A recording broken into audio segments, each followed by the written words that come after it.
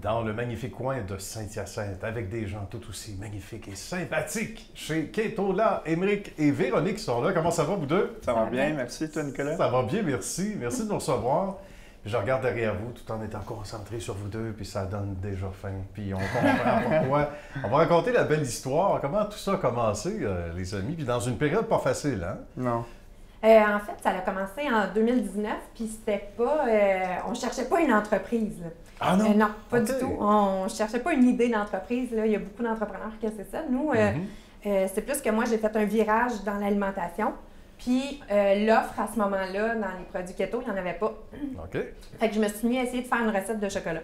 Puis avec des produits, ce qui était important pour nous, parce qu'une de nos valeurs, c'est vraiment que ça reste authentique, fait que du clean label. Ben oui, le moins d'ingrédients possible. Puis beaucoup de transparence. On veut voir l'authenticité, c'est une valeur importante. Ben oui, ce qu'on met dans la recette. Puis keto, pourquoi, sans vouloir t'interrompre, Véronique? Pourquoi keto? Parce que c'est une alimentation qui est anti-inflammatoire. Moi, j'ai une maladie inflammatoire, fait que j'ai amorcé ce changement-là pour tous les bienfaits physiques. Là, et ça concerne beaucoup de gens, beaucoup plus qu'on le pense. Oui, énormément. Là. Ça fonctionne, en tout cas. Dans mon cas, ça fonctionne. Ben, ça fonctionne pour plein de gens. Donc, c'était le plan de match. Keto, puis des ingrédients dont on allait être fiers. Les bons aliments, les bons ingrédients, on disait dans la recette. Oui, des ingrédients simples.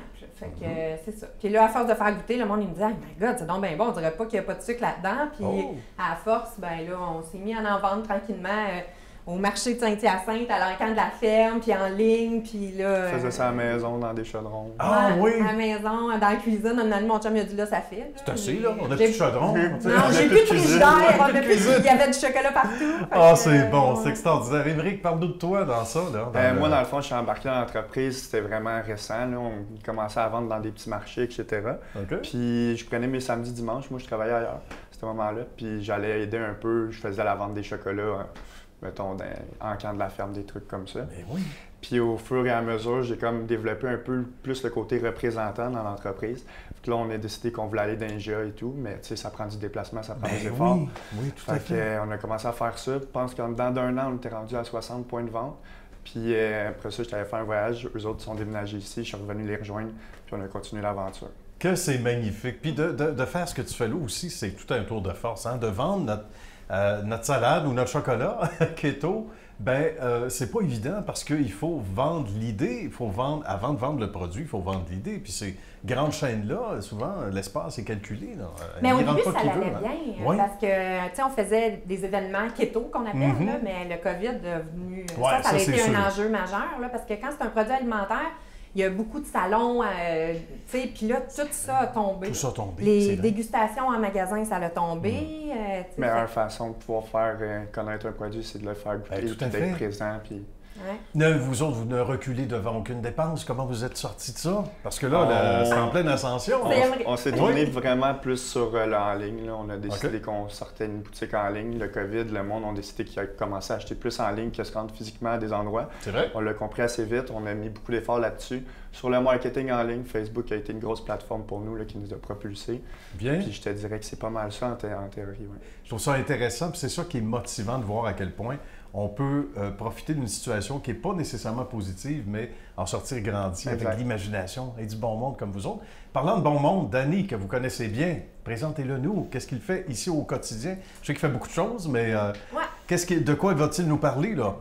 Mais ça va être le fun. Vous allez voir, dans le fond, l'usine. Vous allez voir un peu tout ce qui est les machines, les employés, la fabrication, la production. La complexité qu'on a pu vivre avec l'approvisionnement, puis c'est ça. Tout ce qu'on a vécu dans les 2 dernières années. Amenez-en des défis, avec du bonbon, comme on disait. Merci beaucoup, Véronique. Émeric, c'était un plaisir. On se retrouve vers Dali, qu'on a rencontré un peu plus tôt.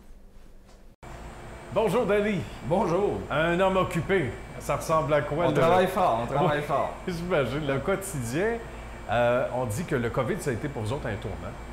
C'est ça qui a donné naissance à peu près au succès qu'on vit aujourd'hui. On peut dire que le COVID juxtaposé un peu notre croissance. Là, on a dû se retrousser les manches là, pour arriver à rejoindre nos clients. Puis, Bien. Tu as passé le mot, tu as passé le bon produit. Raconte-nous le quotidien, ça ressemble à quoi? Chez Keto-là, ben, l'équipe est quand même assez réduite. Là. On est une jeune entreprise familiale. Là, que le quotidien, c'est on fait notre propre chocolat avec nos propres ingrédients, avec les ingrédients de la fève de cacao. Puis tout est pratiquement fait à la main. Là, Donc, ça demande beaucoup de minution, on va le dire comme ça, parce que quand on est à équipe réduite, ça veut dire une charge de travail plus importante pour chacune de ces personnes-là concernées. Oui, l'équipe est quand même très dévouée. Et, on sait à quelle heure on commence, mais on ne sait pas toujours à l'heure qu'on va terminer. Ça ressemble à quoi? Est-ce qu'on peut appeler, sans dire de chaîne de montage, mais il y a quand même quelques étapes. Raconte-nous. Ben là, il y a la réception de la marchandise, après ça, les recettes. Là, faut quand même être assez précis. Là, Et puis après ça, il y a un temps de mélangeage. Et puis, j'y vois assez. Oui, globalement. Ouais, globalement. C'est plus plus complexe, là, mais non, après ça, c'est coulé. Le chocolat est coulé, il est refroidi. Puis, on fait une inspection, il est emballé. Puis, on fait un test de goût aussi. J'imagine. On n'a comme pas le choix. Là. On essaie de ne pas engraisser à travers ça. C'est ça. Oh, c'est ça va. C'est très bien parce que test de goût après test de goût. Non, il goûte toujours la même chose, mais ça change un peu des fois. C'est bien. Toujours vers le sommet. Bien, merci beaucoup, Danny. Bravo. On te laisse retourner à ta planche de travail. Super. Merci. À bientôt.